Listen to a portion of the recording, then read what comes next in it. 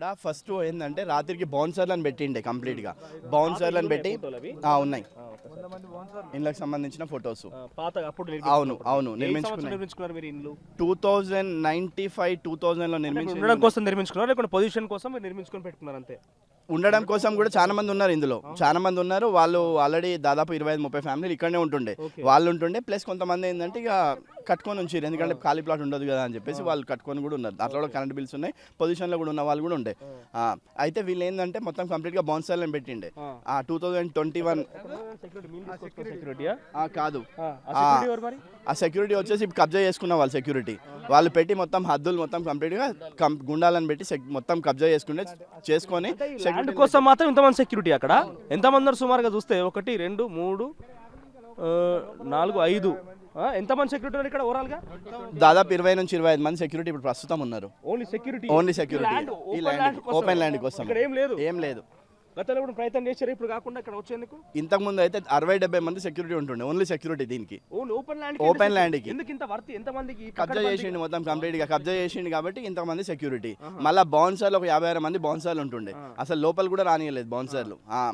Police అధికారులు వచ్చి అసలు గేట్ ముందు నిలబడితేనే దాదాపు ఒక 10-12 ఇన్నోవాలు వస్తుండే పోలీస్ వాళ్ళే, 40-50 మంది పోలీసు వాళ్ళు వస్తుండే. గవర్నమెంట్ చేంజ్ అయింది, ఇప్పుడు రేవంత్ రెడ్డి గారు కొంచెం అనుకూలంగా ఉన్నారు, వాళ్ళు కొంచెం గవర్నమెంట్ ఉన్నందుకు అసలు ఎవరు ఇప్పుడు ఇన్వాల్వ్మెంట్ లేదు. అధికారులు ఇద్దరు కానిస్టేబుల్ వచ్చి ఇక్కడ ఏం జరుగుతుందని చెప్పి అంతే దాని మించి ఏం లేదు. ఒకసారి ఇక్కడ చూస్తే కనుక టెంట్ ఏర్పాటు చేసుకున్నారు. అది రంగనాథ్ నగర్ ఇళ్ల స్థల యజమానుల సంఘం అంట టెంట్ ఏర్పాటు చేసుకొని ఈరోజు గణతంత్ర వేడుకల విధంగా రాజ్యాంగం అమలైంది, ప్రజాస్వామ్యం పరిణమిల్లాలి, మన ఫెడరల్ సిస్టమ్ ముందుకు పోవాలి, సెక్యులర్గా ముందుకు పోవాలని చెప్పి రాజ్యాంగాన్ని నిర్మించుకున్న తర్వాత రాజ్యాంగాన్ని అమలుపరిచిన రోజుగా రోజు మన గణతంత్ర వేడుకలు నడుపుకుంటే ఇక్కడ గోపన్పల్లి ఏమో వాళ్ళ హక్కుల కోసం వాళ్ళు ఇంకా కూడా టెంట్లు వేసుకొని కూర్చున్న పరిస్థితి. నమస్తే, ఏం జరిగింది? టెంట్ వేసుకొని కూర్చున్నారు ఇక్కడ. టెంట్ ఏం జరిగిందంటే మేము ఇక్కడ మావి ప్లాట్లు ఉన్నాయి, మేము 35 సంవత్సరాల కింద ప్లాట్లు కొన్నాం. మేము ఎవరి దగ్గర కొనుగోలు చేసారు? మన్నే వెంకటయ్యనా ఎండి రామరయ్య దగ్గర మేము ప్లాట్లు కొన్నాం. కొన్ని రోజుల దాకా ఏది లేదు, మేము మాది ప్లాట్లు అని మాకు తెలియలేదు. మేము తెలుసుకునే సమయం వరకు మొత్తం గుండగాళ్ళు వచ్చి ఇదంతా కబ్జా చేసిండ్రు. మేము తెలిసి వచ్చి ఇండ్లు కట్టుకొని ఉన్న వాళ్ళ ఇండ్లు కూలరొట్టి రాత్రి 100-150 ఇండ్లు కట్టినాక కూడా రేకుల ఇండ్లు 100 గజాలు 200 గజాలు ఇండ్లు కట్టుకున్నాక కూడా ఇక్కడ రేకుల ఇండ్లు వేసుకొని బోర్లు వేసుకొని గుడి కట్టుకొని ఇక్కడ రామ్లవారు తల్వాలు చేసి అన్ని చేసి అన్ని జరిగినాక కూడా రాత్రి వచ్చి ఇంటికి 50,000 ఇచ్చి ఇంటికి 50 ఫంక్షన్లు కూడా చేసుకున్నాం ఆంజనేయ స్వామి గుడిలో. ఇక్కడ మా ఆంజనేయ స్వామి గుడి పక్కనే మా ఇల్లు, ఇప్పుడు కూడా చూపిమన్నా చూపిస్తాం. ఓపెన్ ల్యాండ్ ఉంది కదా మొత్తం. ఓపెన్ ల్యాండ్ మా పాటలు మాకు గుర్తున్నాయి కదా.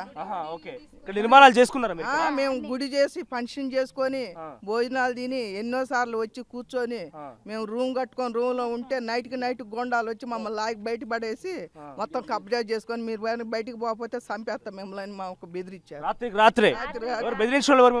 వీళ్ళే వాళ్ళ పేరు శశిరాజన్ రెడ్డి, వాళ్ళు ఎవరు గోండాలు వచ్చిందండి. నైట్ గోండాలు అందరు ఆడవాళ్ళు మగవాళ్ళు మనిషికి 50,000 ఇస్తాము, మనిషికి 50,000 ఇస్తాం.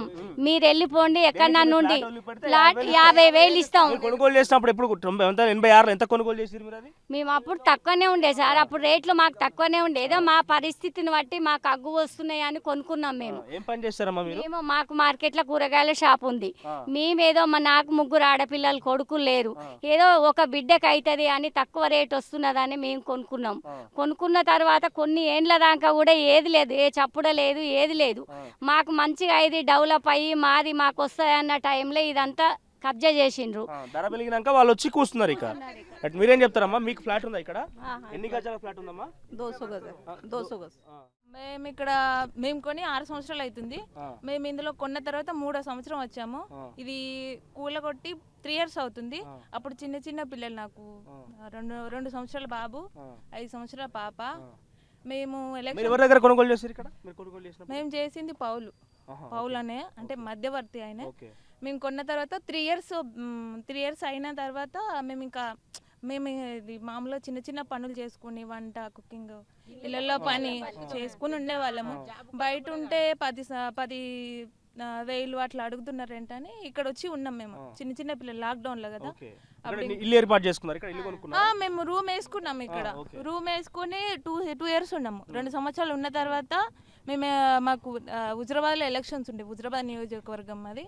అక్కడ ఎలక్షన్స్కి వెళ్ళి వచ్చి 9:30 అట్లా అయిపోయింది. మేము వచ్చేసరికి మా సామాన్ అప్పుడే నేను రేషన్ కూడా తెచ్చుకున్నా వెళ్ళే ముందు. 6000 రేషన్ తెచ్చుకున్నా.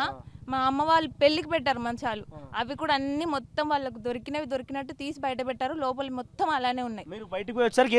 ఏమీ లేదు అసలు, మేమేమీ లేదు. మేము ఏడ్చుకుంటూ వచ్చినాము.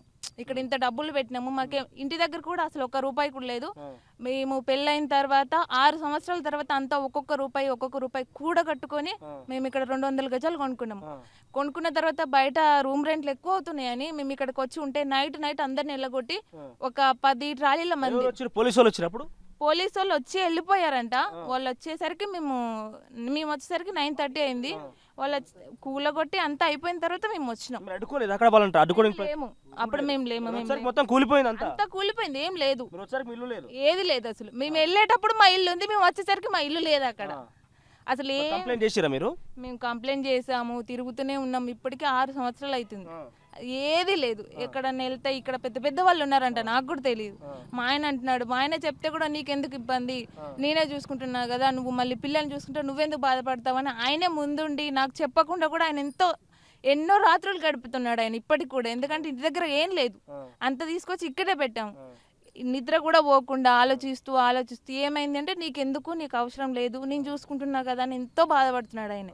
ఇప్పటికి కూడా ఈ స్వాతంత్రం వచ్చింది కదా, ఈ రోజన్నా నేను అసలు వచ్చేటప్పుడు ఎంతో సంతోషించి ఇందులోకి వచ్చిన. నేను 3 ఏళ్ళు అవుతుంది అసలు అడుగు పెట్టలేదు. నేను ఇటు నుంచి వెళ్తాను పనికి, చూసుకుంటూ చాలా బాధపడుకుంటూ వెళ్తాను. మాది కదా ఒక అన్నం వండి తినడానికి కూడా హక్కు లేని పరిస్థితి మాది. ఇప్పుడు అంత పరిస్థితికి ఎందుకు వచ్చినాము? ఇప్పుడు ఈ కొత్త ప్రభుత్వం వచ్చిన తర్వాత నన్న మాకైతే చాలా చాలా అంటే చాలా చాలా చాలా ధన్యవాదాలు. మాకు ఎందుకంటే నేను ఇంత బాధపడుతున్నానంటే మాకేమీ లేదు, ఇంటి దగ్గర అంతా మా అమ్మ వాళ్ళు కూడా అత్తమ్మ వాళ్ళకు కూడా ఏమీ లేదు. మేము పెళ్ళైన తర్వాత కొనుక్కున్న ఫస్ట్ ఇది, దీని మీద కూడా పెట్టిన అది కూడా లేదు. మా పిల్లలకు అవుతాయి కదా, చేస్తుంది కదా అనేసి మేము ఎంతో 6 సంవత్సరాలు ఎక్కడెక్కడ ప్రయత్నం చేసినామా ఇల్లు కోసం అని చెప్పి. ఇక్కడ కోట్లకు తిరుగుతున్నారు ఇలా. మేము ప్రతి 2 సంవత్సరాలు ఆగస్ట్ 15, జనవరి 26 వచ్చి జెండా ఎగరేయగానే 10 నిమిషాలకే వీళ్ళు వస్తారు పోలీసు వాళ్ళు.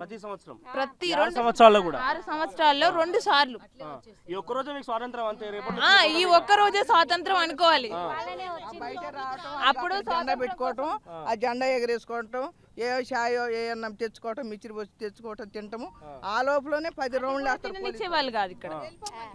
ఆ మిక్చర్ కూడా చేసి తిని అరటిపళ్ళు కూడా అందరికి వచ్చే వాళ్ళకి పోయేటోళ్ళకు పంచే వాళ్ళు కూడా అప్పుడు 10 నిమిషాలు కూడా ఉంచేవాళ్ళు కాదు. మరి ఎలా వచ్చేదో, మేము వచ్చిన విషయం వాళ్ళకి ఎలా తెలిసేదో మాకు అర్థం కాకపోయింది. వచ్చిన 10 నిమిషాలు సీసీ కెమెరాలలో చూసి దొంగ కొడుకులు చెప్పి వాచ్మెన్ లో దొంగ కొడుకులు ఫోన్ చేసే వరకు ఆ కొడుకుల పోలీసు వాళ్ళకి ఫోన్ చేసి వాళ్ళు వచ్చి నిలబడి ఇంకేముంది.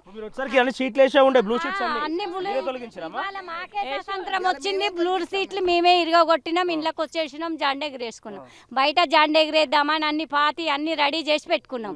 ధైర్యం చేసినాం, ఇరగొట్టినాం, లోపలికి వచ్చినాం, జెండా తెచ్చినాం, ఈడ ఎగరేసుకున్నాం. మేము దావా చేసుకున్నాం. ఇలా స్వతంత్రం ఇవాళనే వచ్చింది మాకు. కాబట్టి మేము స్వతంత్రంగా వచ్చి మేము కూర్చున్నాం. వాళ్ళ ప్లాట్లు అయితే వాళ్ళు కూడా స్వతంత్రంగా మా దగ్గరికి రావాలి కదా. మాకు ఒక్కరోజు స్వతంత్రం ఉంది. ఇప్పుడు మా ఏని మేము ధైర్యంగా పగలగొట్టుకొని లోపలికి వచ్చినాం. ఇప్పుడు అదే వాళ్ళ ప్లాట్లు అయితే వచ్చి ఇక్కడ కూర్చొని వాళ్ళు మాట్లాడాలి కదా. వాళ్ళదో మాదో తేలిపోద్ది కదా. పేస్ట్ చేసుకుంటే వాళ్ళు ఎక్కడ ఉందో తెలియదు. పోలీసు వాళ్ళు మటుకు 20-30 మందిని పంపించారు. పంపించిన వాళ్ళు కూడా ఏమనలేదు, మేము సెటిల్మెంట్ చేస్తామా, 1 week లో సెటిల్మెంట్ చేస్తాం, మీరు ఏం చేయకుండా అంటే సరే మేము ఏం చేయం. గతంలో ప్రజావాణి దగ్గరకు వచ్చింది, ఇక్కడికి అందరి దగ్గరకు వచ్చారు. మీకు ఏమైనా పరిష్కారం జరిపించిందా? ప్రజావాణి వచ్చిన తర్వాత ఏమైనా సమస్య అంటే ఇది ఒక పరిష్కారం జరుగుతుంది అనిపించింది? ఆల్రెడీ వాళ్ళకి సంబంధించి గవర్నమెంట్ తరఫు నుంచి వచ్చేసి ఎంక్వైరీ చేసుకొని మొత్తం కంప్లీట్ గా రాసుకొని పోయారు. మేము ఇది గవర్నమెంట్ కి ఇస్తాము, ఇచ్చినాక మీకు కంపల్సరీ డెఫినెట్ గా న్యాయం అవుతుంది అని చెప్పేసి పోయారు వాళ్ళు. గవర్నమెంట్ తరఫు నుంచి ఆఫీషియల్స్ వచ్చిపోయారు. వచ్చి నిన్ననే రాసుకొని పోయారు మొత్తం కంప్లీట్ గా వాళ్ళు. మేమైతే దాని తగ్గట్టు మాకు అవుతుందని అనుకుంటున్నాము. ఇది మొత్తం 50 ఎకరాలు. ఇప్పుడు ఇది ఈ ఒక్క ఫ్లాట్, ఈ చుట్టూ బ్లూ షీట్స్ ఉంది మొత్తం. ఒక్కసారి మీ రాముల టెంపుల్ దగ్గరికి వెళ్దాం పోదండి. ఇక్కడ ఆ గుడిని ఏర్పాటు చేసుకుంటే గుడిని కూడా కూల్చే ప్రయత్నం చేసిందంట. ఓవరాల్గా ఆల్మోస్ట్ ఇక్కడ వాళ్ళు గతంలో నవరాత్రి ఏవైతే శ్రీరామనవమి ఉత్సవాలు జరుపుకున్నారంట, పెద్ద ఎత్తున పండుగలు జరుపుకున్నారంట. ఈ ఒక్కరోజు మాత్రమే ఈరోజు గణతంత్ర దినోత్సవ వేడుకకు సందర్భించి జెండా వందనం చేస్తున్నారు అందరూ కూడా. ఈ ఒక్కరోజు మాత్రమే స్వతంత్రం వాళ్ళకి. రాజ్యాంగం ప్రకారంగా రకరకాల ప్రసంగాలు ఇచ్చేటువంటి రాజకీయ నాయకులు ఏ రోజు ఏం చేస్తారంటే అదే రాజకీయ నాయకులకు సంబంధించిన బంధువులు ఇందులో ఇన్వాల్వ్ అయిపోయి వీళ్ళని 6 సంవత్సరాలు 10 సంవత్సరాల నుంచి ఇబ్బందులు పెడుతున్నారట. 1986లోనే వీళ్ళు వెంచర్లుగా అప్పుడు జీపీఏ ద్వారా కొనుగోలు చేసినటువంటి వెంచర్లను కాస్త ఇతర వ్యక్తుల పేరు మీద సెకండ్ డాక్యుమెంట్ క్రియేట్ చేసి వాళ్ళ యొక్క పూర్తిగా భూ కబ్జా చేసే ప్రయత్నం చేశారు. ఒకసారి చూస్తే ఇక్కడ ఈ బ్లూ షీట్స్ ఒక్కసారి ఇక్కడ నుంచి మొదలుకుంటే ఈ చుట్టూ మొత్తం కూడా అక్కడి వరకు అటు చివరిగా అక్కడి నుంచి అటు ఎదురుగా హానర్ అపార్ట్మెంట్స్ ఉన్నాయి, హానర్ హోమ్స్ అంటే అపార్ట్మెంట్స్ ఉన్నాయి. ఆ మధ్యలో హైవే రోడ్ కూడా ఉంది.